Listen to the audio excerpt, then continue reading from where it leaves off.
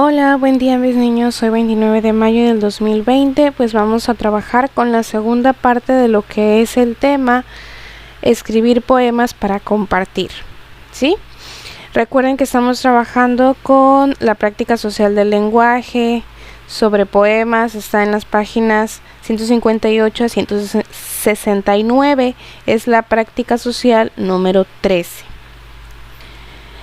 Recordemos, esto no lo vamos a anotar porque ya lo tenemos en nuestros apuntes, recordemos que los poemas pues son las obras escritas en verso que buscan expresar las emociones o impresiones del mundo de acuerdo a la perspectiva del autor. Es decir, si yo voy a escribir un poema, por ejemplo, de la primavera, pues voy a poner el sentimiento que me provoca a mí la primavera, lo que yo pienso de ella, y lo voy a transmitir escrito, no de manera literal, o sea, no escribir yo pienso que la primavera, no, eso es de manera literal.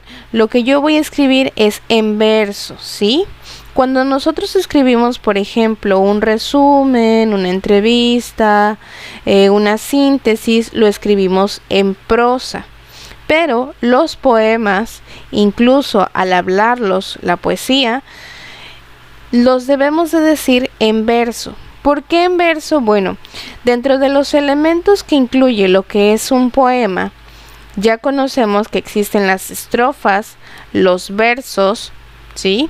Y las rimas. Bueno, los versos son las líneas, es decir, por ejemplo, si esto fuera un poema, el verso sería la línea completa de la oración.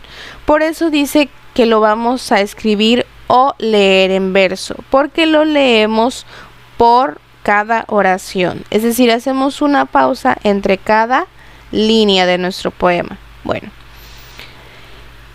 en donde es común que encontremos rimas, además de otras herramientas del lenguaje que les platiqué que íbamos a ver en esta clase, por ejemplo, la metáfora, el sentido figurado y la aliteración.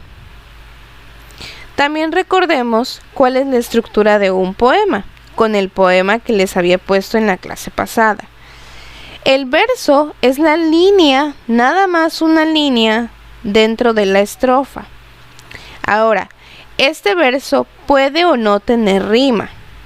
Esa rima puede ser consonante o asonante.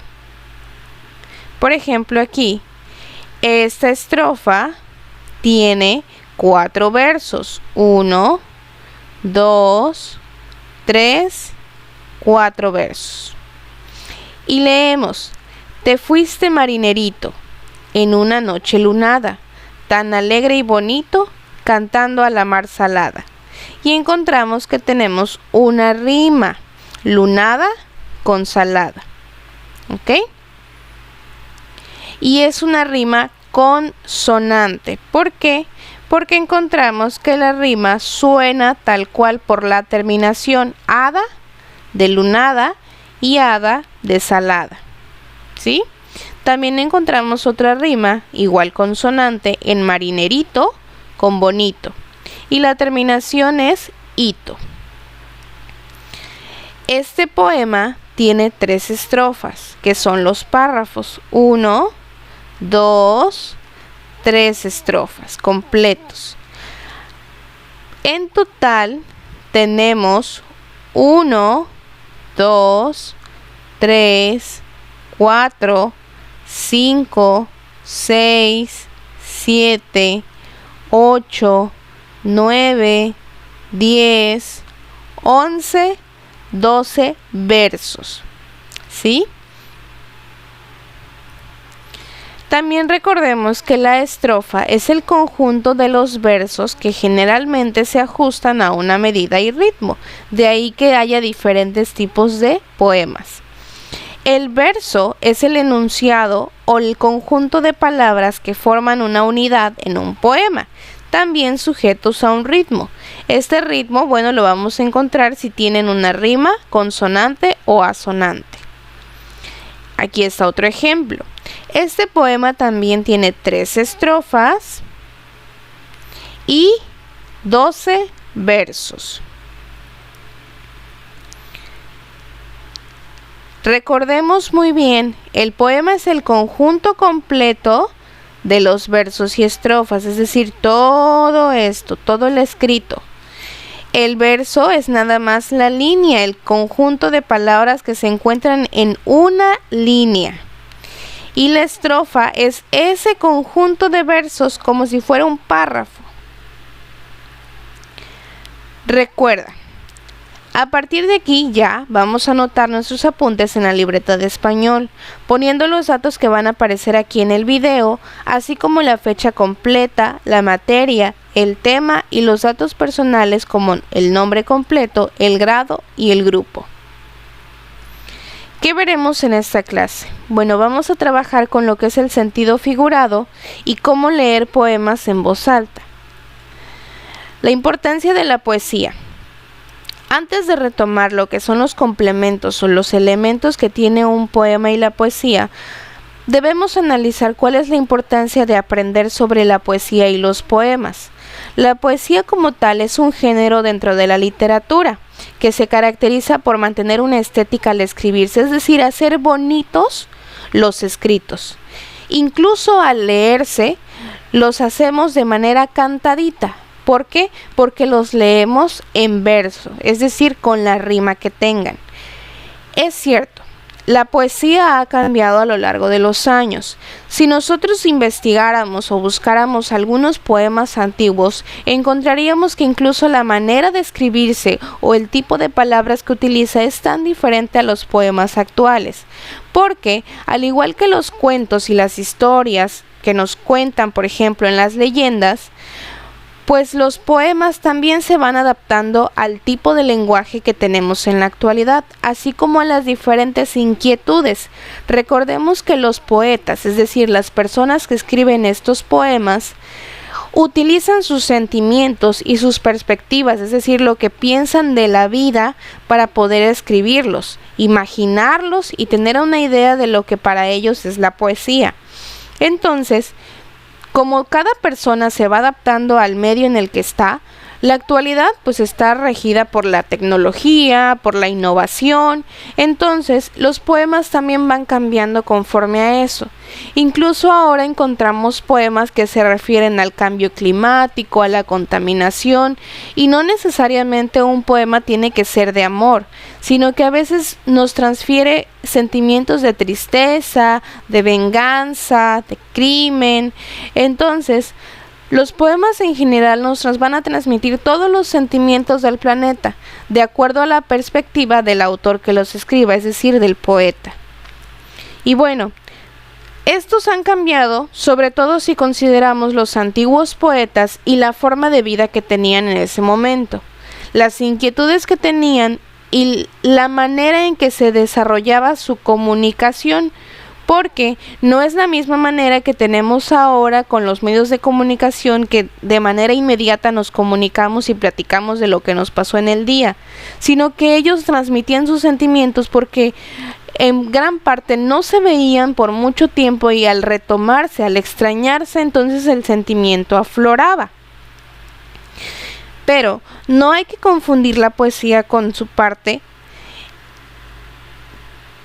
en los poemas, porque la poesía es la manera de compartir de forma oral, es decir, el poeta debe encontrar a través de la poesía la manera en que va a transmitir ese poema, pero al hablarlo, es decir, que ese sentimiento que escribió también lo pueda transmitir al leer, mientras que los poemas son las obras literarias, es decir, es el escrito, pero nada más. La poesía como tal es el compartirlo con otros a través de nuestra voz. Por eso es importante que también sepamos leer nuestros poemas. Un poema puede expresar un sentimiento o bien el pensamiento del autor que lo escribe. Puede tener o no tener rima. Además, utiliza la metáfora, la aliteración y el sentido figurado, sobre todo en los poemas infantiles. Y empecemos.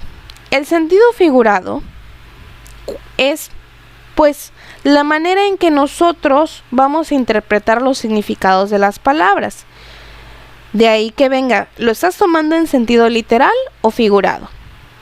El sentido literal es tal cual lo que estoy diciendo. Si yo digo me voy a ir caminando, entonces me refiero a que voy a ir a un lugar caminando por ese medio. Pero en cambio, si yo digo vas a pasito de caracol, me estoy refiriendo a que esa persona va caminando demasiado lento, como si fuera un caracol, en semejanza a que los caracoles son muy lentos al trasladarse a otro lugar. ¿Sí? Tomándolo al pie de la letra es literal. O bien, buscándole significados ocultos, es el sentido figurado. Al hablar en sentido figurado, se espera transmitir una idea distinta de la que se puede entender por el sentido normal de las palabras, el literal. Para construir un nuevo sentido o significado se recurre a una similitud real o imaginaria. Por ejemplo, cuando ella llega, la habitación se ilumina. Se está refiriendo a que le alegra la llegada de esa persona. ¿Por qué? Porque no es necesariamente que cuando llegue una persona a nuestra casa la luz se prenda, ¿verdad? Pero se refiere al sentido o al sentimiento que le provoca que esa persona llegue. Es decir, la habitación se ilumina, o sea, se crea magia, se crea energía porque está muy alegre de que esa persona llegue a verlo. Otro, se hizo más alto de un día para el otro. Es decir, creció muy rápidamente. Esto lo podríamos tomar tal cual literal o figurado. Se hizo más alto de un día para el otro. Pero no quiere decir que realmente la persona crezca de un día para el otro, sino que pareciera que creció tan rápido que de un día a otro cambió drásticamente, es decir, mucho. Otro. No te juntes con ese hombre, es un cerdo. ¿Sí? Se refiere a que la otra persona, ya sea que sea una mala persona o que es muy sucia. ¿Por qué? Porque nos referimos al cerdo, al animal, como una manera de identificar algo negativo de una persona. Entonces, el sentido figurado nos quiere decir con palabras que ya conocemos otra manera de expresar nuestros sentimientos y emociones. Otro ejemplo sería, mi vecina es una serpiente. ¿A qué se refiere esto? Bueno, a que la persona, es decir, la vecina en este caso, es una mala persona. ¿Y por qué nos referimos a una serpiente? Bueno, porque también catalogamos a la serpiente como un animal venenoso, es decir, un animal peligroso para nosotros y que nos va a dañar. No necesariamente en el mundo animal es así. Hay serpientes que no dañan a los humanos y que solamente pues buscan el alimento para sobrevivir. Otro ejemplo sería, la noticia fue un balde de agua fría. ¿Qué quiere decir esto? Bueno, que la noticia llegó tan inesperadamente que causó una sensación desagradable en la persona que la escuchó.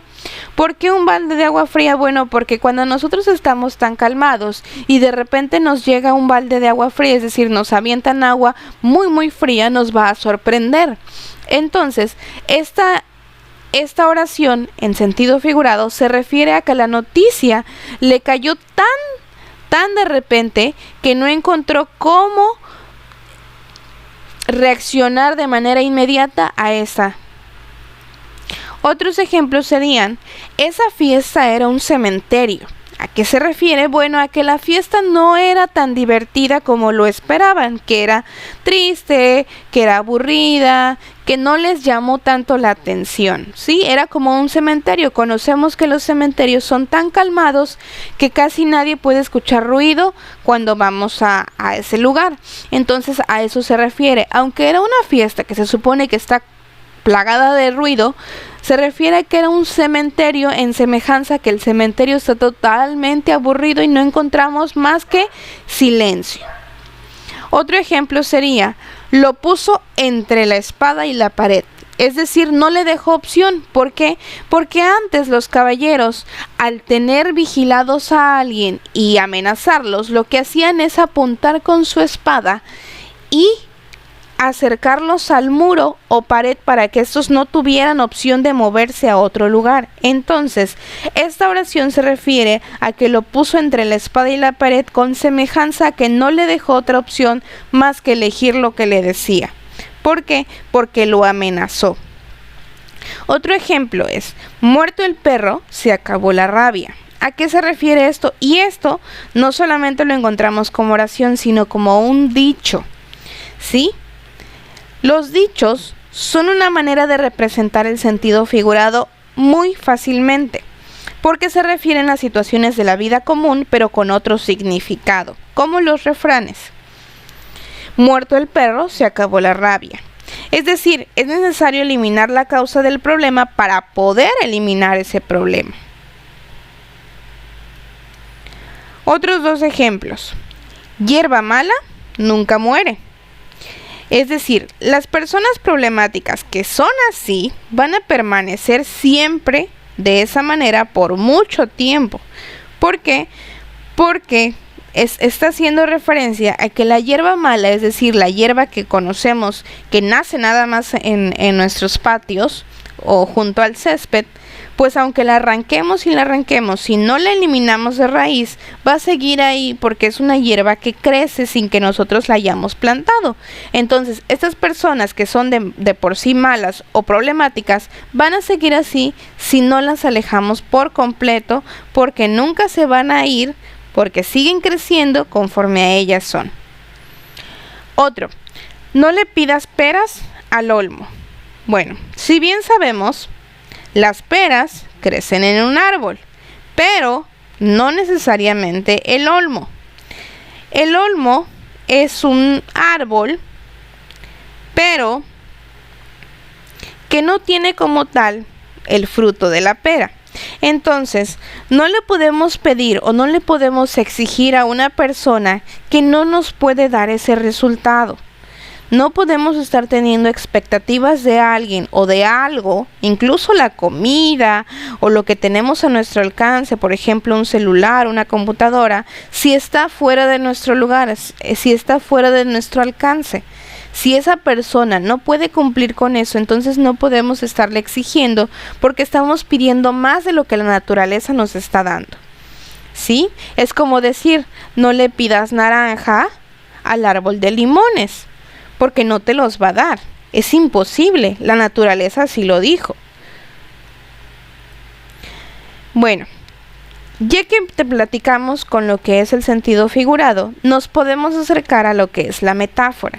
La metáfora es una figura retórica que hace un uso figurado del lenguaje. Dentro de la metáfora vamos a utilizar siempre el sentido figurado.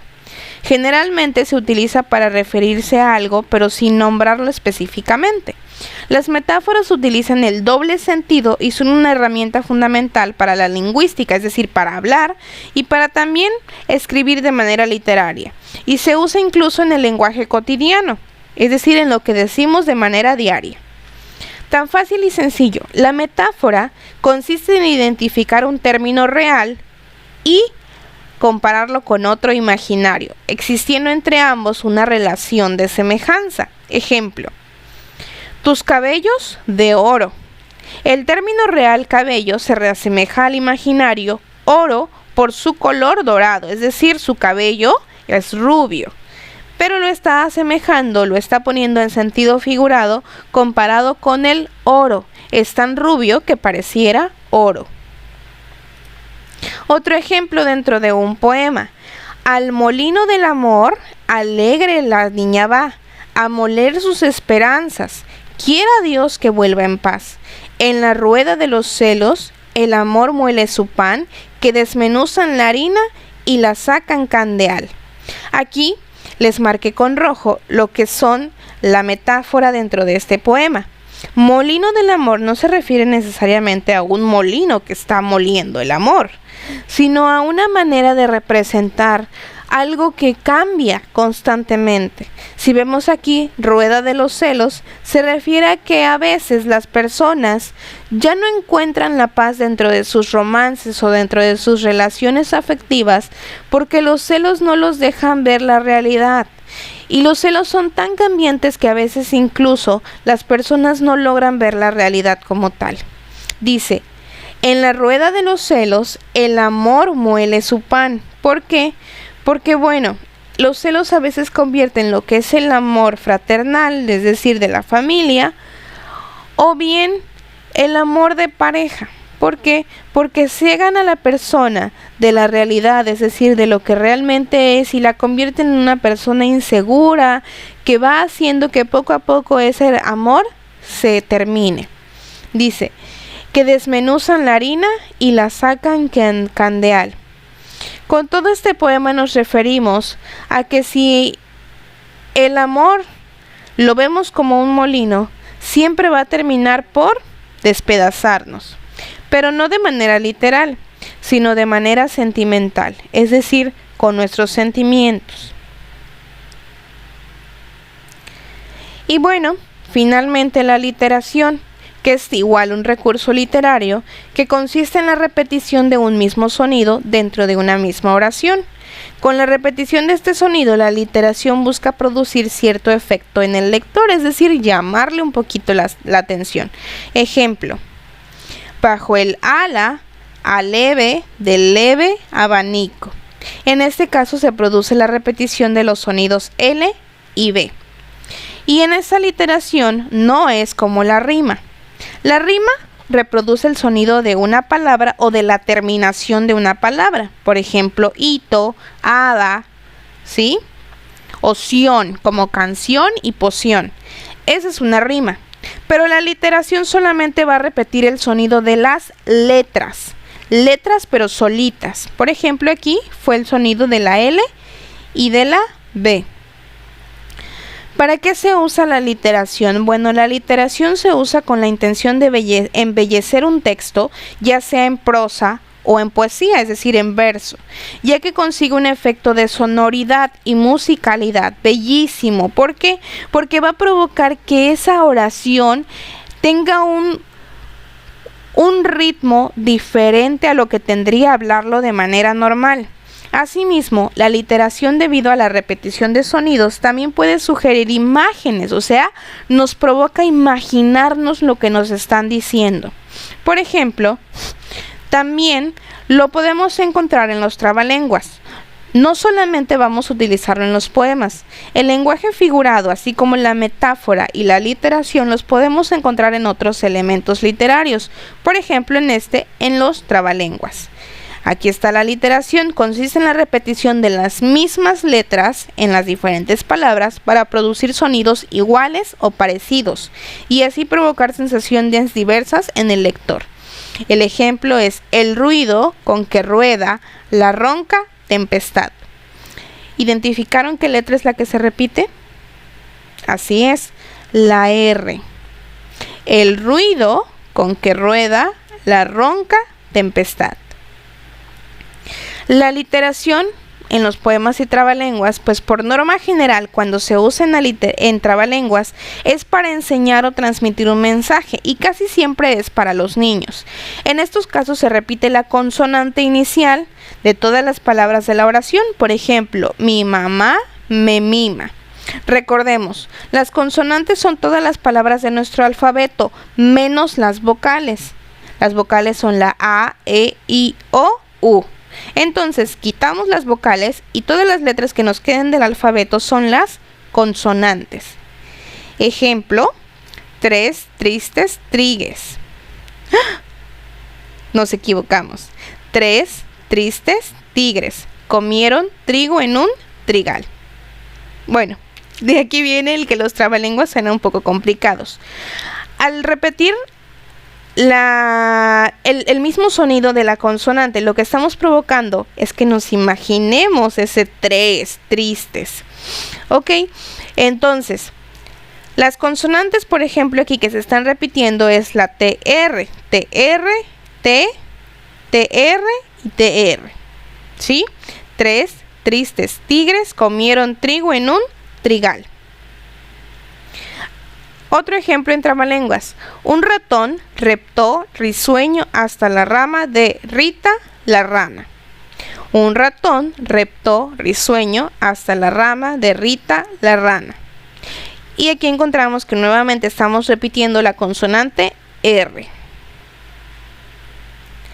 La literación ahora en los poemas, es decir, en la poesía, la literación en la poesía se usa para embellecer la escritura.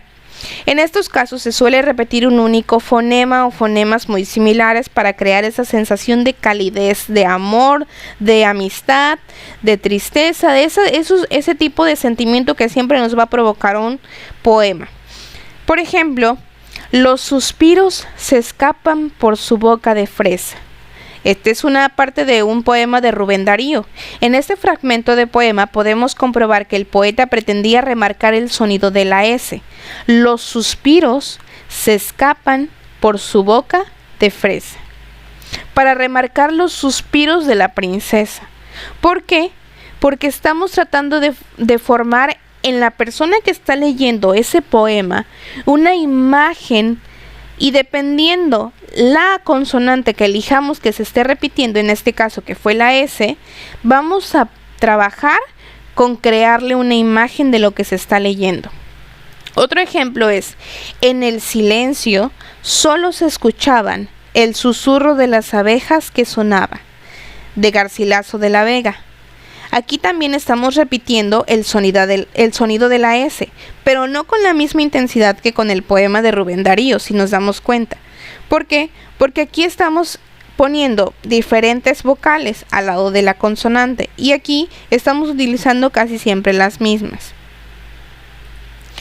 Otro ejemplo en poema sería: mientras se sienta que se ríe el alma sin que los labios se rían, de Gustavo Adolfo Bécquer. Mientras se sienta que se ríe el alma sin que los labios se rían. Igualmente estamos repitiendo el sonido de la S. Otro. Claras horas de la mañana en que 1000 clarines de oro dicen la divina Diana, salve al celeste sol sonoro, de Rubén Darío también. Claras horas de la mañana en que 1000 clarines de oro dicen la divina Diana, salve al celeste sol sonoro. Y aquí encontramos más de una consonante repetida. Por ejemplo, dicen la divina Diana, está repitiendo la consonante D. En que 1000 clarines de oro, claras horas de la mañana, está repitiendo el sonido de la CL. Salve al celeste sol sonoro. Aquí estamos repitiendo, incluso con una rima, sonoro con oro. Otro. Una nieve navega resbalada, en resplandor de ojos reflexivos, de sonoros silencios sucesivos y de sol en la sal por ti mojada, de Marina de Jaime Siles. Entonces muy fácilmente encontramos que la repetición de la consonante N, nieve navega, resplandor de ojos reflexivos, con la R aquí, y sonoros silencios sucesivos, con la repetición de la consonante S. Bueno, y ya finalmente, ¿cómo vamos a leer un poema en voz alta? Estos son consejos para que nosotros podamos leer nuestros poemas en voz alta, siempre y cuando recordemos que se leen por verso. Debo yo leer por verso y hacer una pausa entre cada uno. Primero, debo de leerlo una vez sin que sea en voz alta, es decir, en mi mente. Y así voy a tener una idea de lo que relata, es decir, de lo que me está contando ese poema. Número 2. Una vez que ya lo leí en mi mente, lo voy a leer en voz alta. Número 3. Debo identificar qué tipo de poema es para poder leerlo. Número 4. Debo identificar también qué lenguaje usa y cómo son sus palabras, es decir, cómo se organizan en el poema, para que yo al leerlo en voz alta no me pueda estar trabando, como la maestra lo hizo con Tigres. Y número 5, ¿qué imágenes poéticas crea? Es decir, ¿qué me transmite a través de esa lectura a mi imaginación?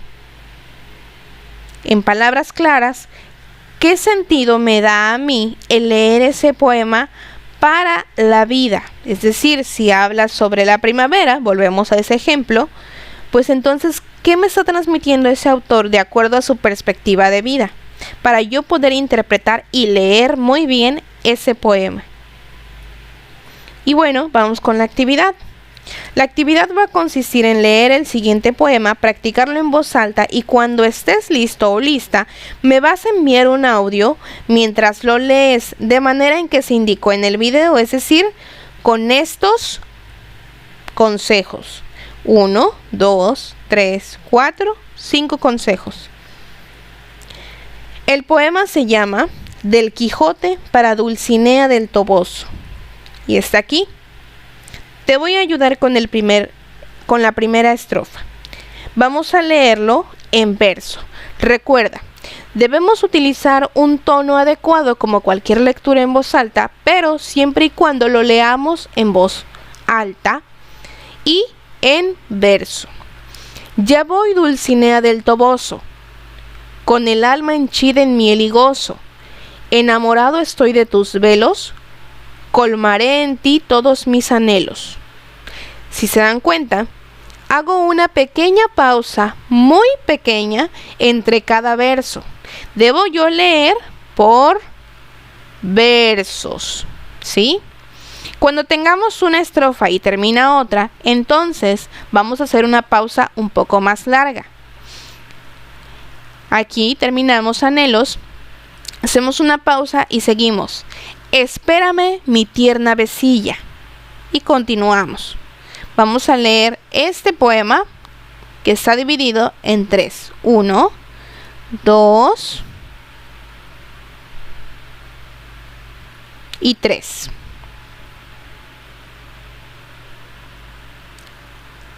Y eso sería todo por la actividad de español.